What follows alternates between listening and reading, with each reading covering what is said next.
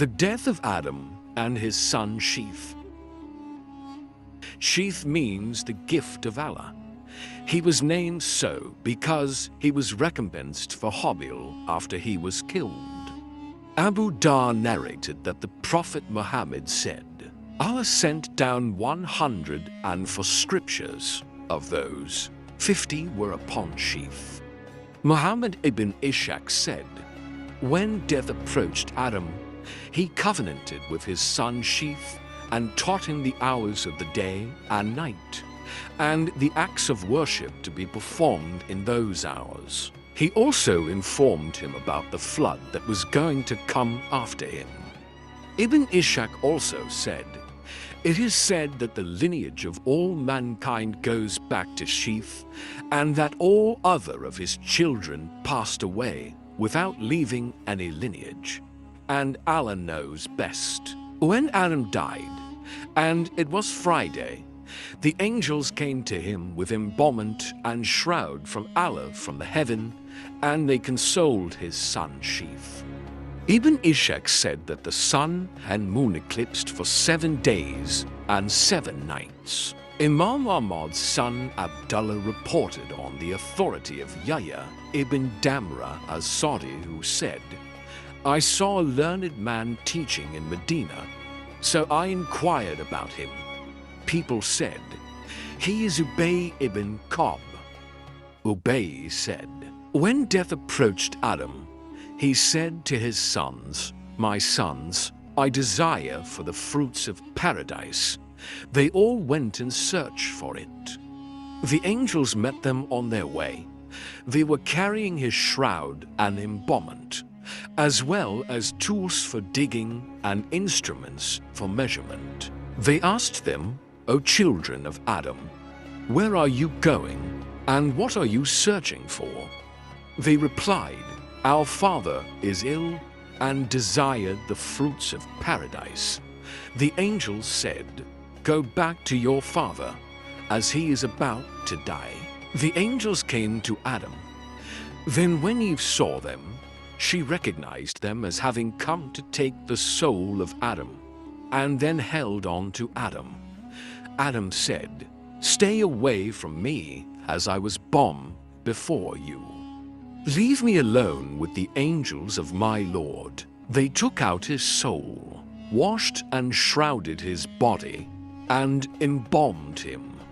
Then they prayed on him, dug a grave and placed him in it, and filled it with the earth. Then they said, O children of Adam, this will be your tradition regarding burial. As regards where was Adam buried, there are different opinions from scholars concerning the location of the grave. The widespread opinion is that he was buried in India near the mountain where he descended. As per other opinion, he was buried on the mountain of Abu Qubais in Mecca. It is also said that at the time of the flood, Noah took him and Eve in a coffin and buried them in Beit al-Maqdis in Jerusalem. Ibn Jarir held this last opinion. Ibn Asakir reported that some people said that Adam's head is near Ibrahim's mosque while his feet are near the rocks of Beit al-Maqdis. It is also said that Adam died after Eve by 1 year. As regards how long did Adam live, we have mentioned earlier a narration on the authority of Ibn Abbas and Abu Hurairah, may Allah be pleased with them. In it, the Prophet Muhammad said, Adam's age was written in the preserved tablet Lo al-Mahfud as 1,000 years. This does not contradict what is in the Torah, that he lived for 930 years. This is because the Jews distorted the teachings in the Torah, while what we have is the truth that has been protected from any distortion.